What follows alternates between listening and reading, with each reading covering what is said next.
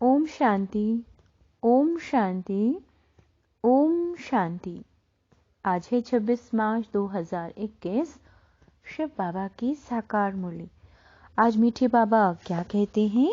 बाबा कहते हैं, मीठे बच्चे, सबसे बड़ी बीमारी देह अभिमान की है। इससे ही डाउनफॉल हुआ है। इसलिए अब देही अभिमानी बनो। प्रश्न है, तुम बच्चों की कर्मतीत अवस्था कब होगी? उत्तर, जब योग बल से कर्म भोग पर विजय प्राप्त करेंगे, पूरा देही अभिमानी बनेंगे।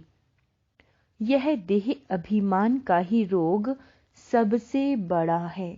इससे दुनिया पतित हुई है।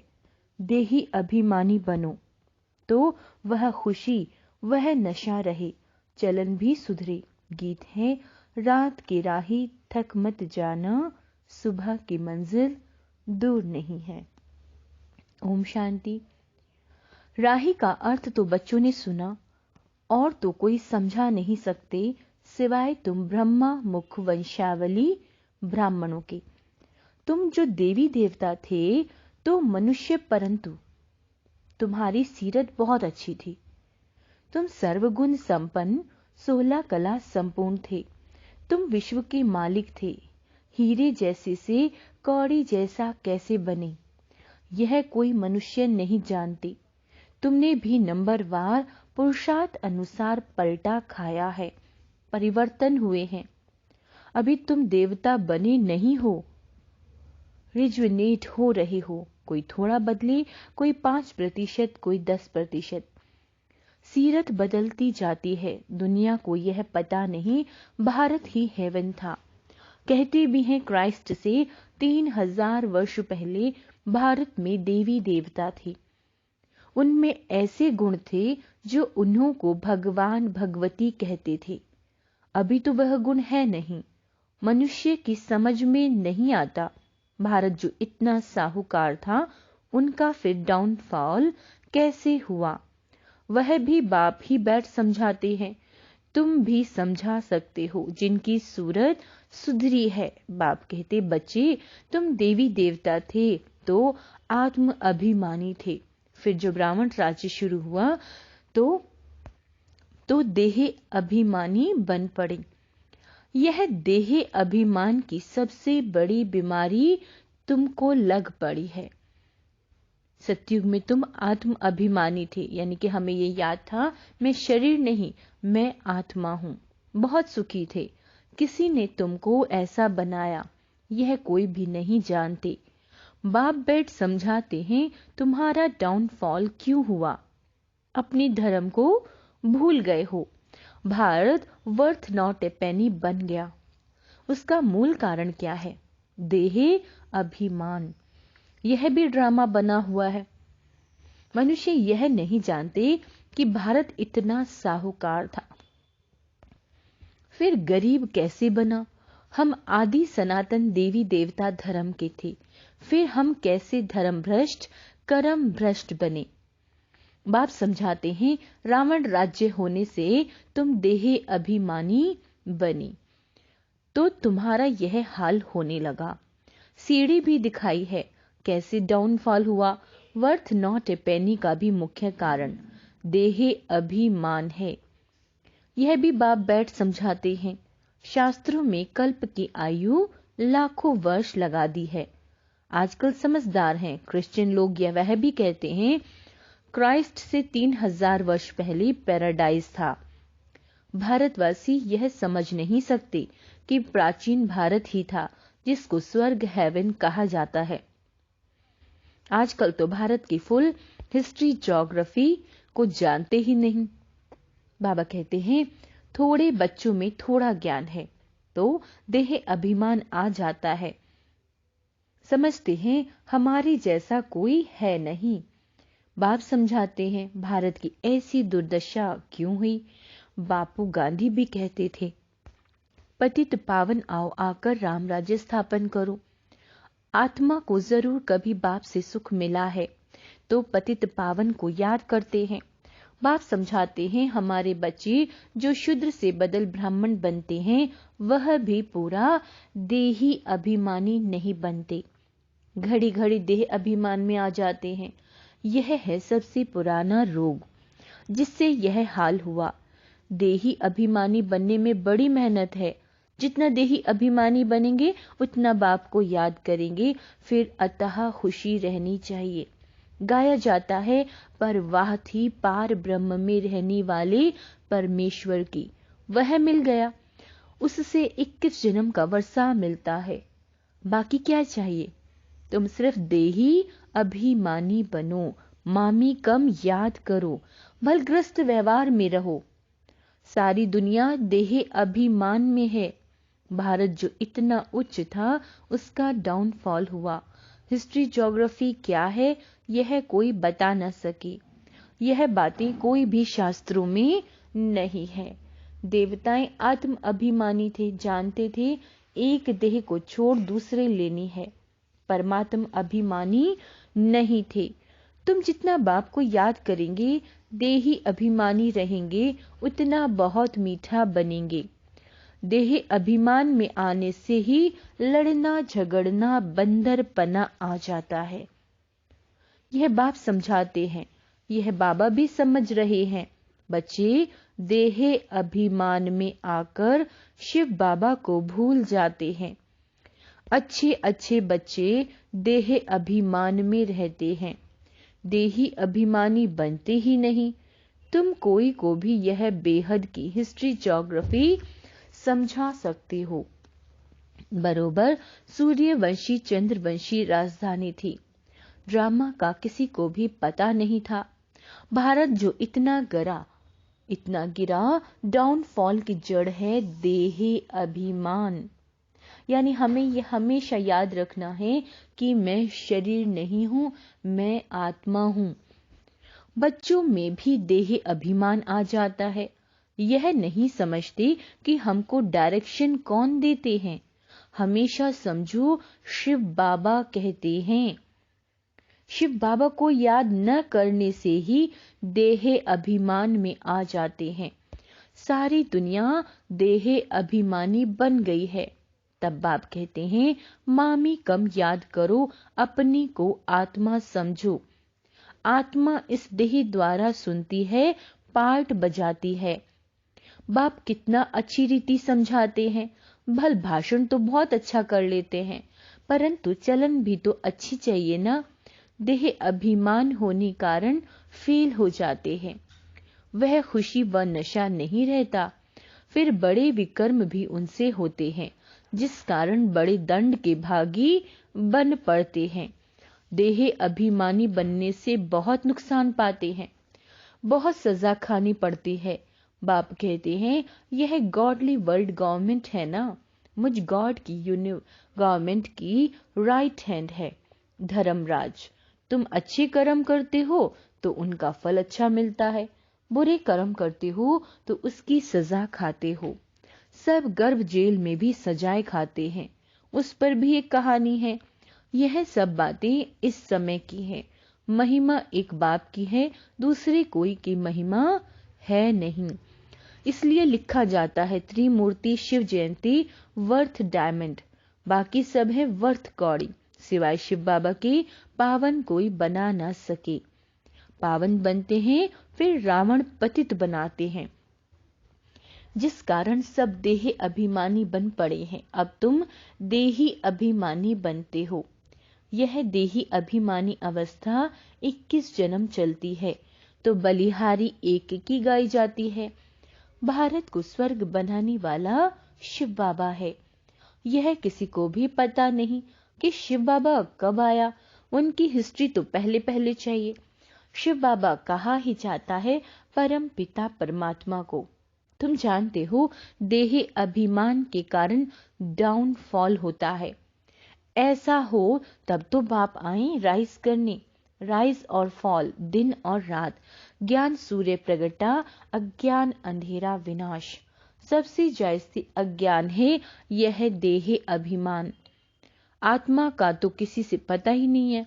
आत्मा सु परमात्मा कह देते हैं, तो कितने पाप आत्मा हो गए हैं, इसलिए डाउनफॉल हुआ है। 84 जन्म लिए हैं, सीढ़ी नीचे उतरते आए हैं। यह खेल बना हुआ है। यह वर्ल्ड की हिस्ट्री ज्योग्राफी तुम बच्चे जानते हो और कोई नहीं जानते। विश्व का डाउनफॉल कैसे हुआ? वे तो समझते हैं कि साइंस से बहुत तरक्की हुई है। यह नहीं समझते कि दुनिया और ही पतित नर्क बन गई है। देही अभिमान बहुत है। बाप कहते हैं अभी तुमको देही अभिमानी बनना है। अच्छे अच्छे महारथी ढेर हैं, ज्ञान बड़ा अच्छा सुनाते हैं, परंतु देह अभिमान पूरा हटा नहीं है। देह अभिमान के कारण कोई में क्रोध का अंश, कोई में मोह का अंश, कुछ ना कुछ है। सीरत सुधरनी चाहिए ना, बहुत बहुत मीठा बनना चाहिए। तब मिसाल देते हैं, शेर बकरी इकट्ठे जल पीते हैं, वहां कोई ऐसे दुख देने वाले जानवर नहीं होते। इन बातों को भी मुश्किल कोई समझते हैं। नंबरवार समझने वाले कर्म भोग निकल जाए, कर्मातीत अवस्था हो जाए, यह मुश्किल होती है। बहुत देह अभिमान में आते हैं, पता नहीं पड़ता हमको यह मत कौन देते हैं। श्रीमत श्री कृष्ण के द्वारा कैसे मिलेगी? शिव बाबा कहते हैं उनके बिगड़ श्रीमत कैसे दूंगा। स्थायी रथ हमारा यह है। देह अभिमान में आकर उल्टे सुलटे कार्य करके मुफ्त अपनी बर्बादी मत करो, नहीं तो नतीजा क्या होगा? बहुत कम पद पाएंगे, पढ़े के आगे अनपढ़े भरी ढोएंगे। बहुत कहते हैं भारत की हिस्ट्री ज्योग्राफी जो फुल होनी चाहिए सो नहीं है, तो उनको समझाना पड़े। तुम्हारे सिवाय तो कोई समझा न सके, परंतु देही अभिमानी स्थिति चाहिए, वही उच्च पद पा सकते हैं। अभी तो कर्मातीत अवस्था किसी की हुई नहीं है। उनके बाबा के ऊपर तो बहुत झंझट है, कितनी फिक्रात रहती है। भले समझते हैं कि सब ड्रामा अनुसार होता है, फिर भी समझाने के लिए युक्तियां तो रची जाती हैं। बाबा कहते हैं तुम जायज़ी देही अभिमानी बन सकते हो। तुम्हारे ऊपर कोई बोझ नहीं है। बाप पर तो बोझ है, हेड तो है ना, प्रजापिता ब्रह्मा, परंतु यह किसी को पता नहीं कि इनमें शिव बाबा बैठे हैं। तुम्हारे में कोई मुश्किल इस निश्चय में रहते हैं, तो यह वर्ल्ड की हिस्ट्री ज्योग्राफी जाननी चाहिए ना। भारत में स्वर्ग कब था, फिर कहाँ गया, कैसे डाउनफॉल हुआ, यह किसी को पता नहीं है। जब तक तुम नहीं समझाओ तब तक कोई समझ ना सके। इसलिए बाबा डायरेक्शन देते हैं, लिखा पढ़ी करो तो स्कूल में वर्ल्ड की हिस्ट्री ज्योग्राफी बतानी चाहिए, डाउनफॉल पर भाषण करना चाहिए। भारत हीरे जैसा था, वह फिर कौड़ी जैसा कैसे बना? कितने वर्ष लगे यह समझाते हैं। ऐसे पर्चे एरोप्लेन द्वारा गिरा सकते हो। समझाने वाला बड़ा होशियार चाहिए। गवर्नमेंट चाहती है तो गवर्नमेंट का ही हॉल विज्ञान भवन जो दिल्ली में है वहां सबको बुलाना चाहिए। अखबार में भी डाला जाए, कार्ड भी सबको दे दो। हम आपको सारी वर्ल्ड की हिस्ट्री ज्योग्राफी आदि अंत तक समझाते हैं, आप ही आते जाएंगे। पैसे की तो बात ही नहीं है। समझो हमको कोई मिला, भेंट करते हैं, प्रेजेंट करते हैं, तो हम ले नहीं सकते। सर्विस करने के लिए काम में लाएंगे, बाकी हम ले नहीं सकते। बाप कहते हैं मैं तुमसे दान लेकर क्या करूंगा जो फिर भरकर देना पड़े। मैं पक्का शर्फ हूं। अच्छा, मीठे मीठे सिक्के लदे बच्चों प्रति माता पिता बाप दादा का याद प्यार और गुड मॉर्निंग। रूहानी बाप की रूहानी बच्चों को नमस्ते। हम रूहानी बच्चों की रूहानी बाप दादा को याद प्यार, गुड मॉर्निंग और नमस्ते मीठे बाबा। धारणा के लिए मुख्य सार क्या याद रखना है? देही अभिमान में आकर कोई भी उल्टा सुल्टा कार्य नहीं करना है। देही अभिमानी बनने का पूरा पूरा पुरुषार्थ करना है, अपनी चलन को, अपनी सीरत को सुधारते रहना है। बहुत बहुत मीठा शीतल बनना है। अंदर में क्रोध मोह का जो भूत है उसे निकाल देना है। वरदान, समय के श्रेष्ठ खजाने को सफल कर सदा और सर्व सफलता मूरत भव। जो बच्चे समय के खजाने को स्वयं के और सर्व के कल्याण प्रति लगाते हैं, उनके सर्व खजाने स्वतः जमा हो जाते हैं।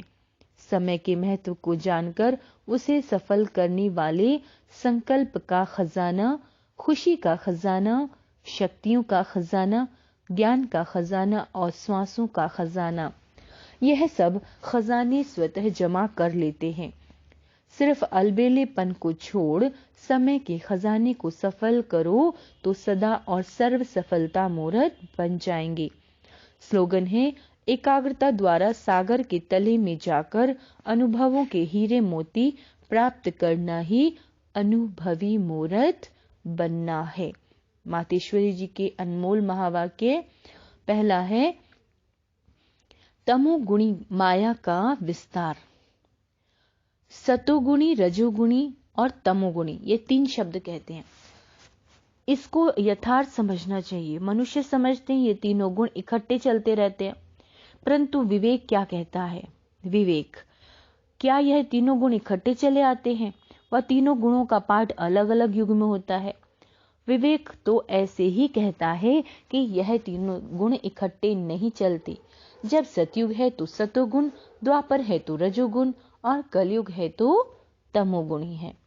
सब बाबा कहते हैं, जब सतो है तो तमो और रजो नहीं है, जब रजो है तो सतो नहीं है। यह मनुष्य तो ऐसे ही समझकर बैठे हैं कि यह तीनों गुण इकट्ठे चलते आते हैं। यह बात कहना सरासर भूल है। वे समझते हैं जब मनुष्य सच बोलते हैं, पाप कर्म नहीं करते, तो वो सतोगुणी होते हैं। परंतु विवेक कहता है, जब हम कहते हैं सतोगुण, तो इस सतोगुण का मतलब है संपूर्ण सुख। गोया सारी सृष्टि सतोगुणी है। बाकी ऐसे नहीं कहेंगे कि जो सच बोलता है तो वो सतोगुणी है और जो झूठ बोलता है वो कलयुगी तमोगुणी है। ऐसे ही दुनिया चलती आती है। अब जब हम सतयुग कहते हैं तो इसका मतलब है सारी सृष्टि पर सतोगुण, सतो प्रधान चाहिए। हाँ, कोई समय ऐसा सतयुग था जहां सारा संसार सतोगुणी था। अब तो सतयुग है नहीं, अभी तो है कलयुगी दुनिया। गोया सारी सृष्टि पर तमो प्रधानता का राज्य है। इस तमोगुणी समय पर फिर सतोगुण कहां से आया? अब है घोर अंधियारा, जिसको ब्रह्मा की रात कहते हैं। ब्रह्मा का दिन है सतयुग और ब्रह्मा की रात। कलयुग तो हम दोनों को मिला नहीं सकते हैं। दूसरा है, कलयुगी आसार संसार से सतयुगी सार वाली दुनिया में ले चलना एक परमात्मा का ही काम है। इस कलयुगी संसार को असार संसार क्यों कहते हैं? क्योंकि इस दुनिया का कोई भी सार नहीं है। माना कोई भी वस्तु में कोई ताकत नहीं रही, अर्थात सुख शांति पवित्रता नहीं है। जो इस सृष्टि पर कोई सुख शांति पवित्रता थी, अब वो ताकत नहीं है, क्योंकि इस सृष्टि में 5 भूतों की प्रवेशता है। इसलिए ही इस सृष्टि को भय का संसार अथवा कर्म बंधन का सागर कहते हैं। इसलिए ही मनुष्य दुखी हो परमात्मा को पुकार रहे हैं। परमात्मा हमको भव सागर से पार करो, इससे सिद्ध है कि जरूर कोई अभय अर्थात निर्भयता का भी संसार है जिसमें चलना चाहते हैं। इसलिए इस संसार को पाप का सागर कहते हैं, जिससे पार कर पुण्य आत्मा वाली दुनिया में चलना चाहते हैं। तो दुनियाएं 2 हैं, एक सतयुगी सार वाली दुनिया, दूसरी है कलयुगी आसार की दुनिया। दोनों दुनियाएं इस सृष्टि पर होती हैं। अभी परमात्मा वह सार वाली दुनिया स्थापन कर रहे हैं। अच्छा, ओम शांति।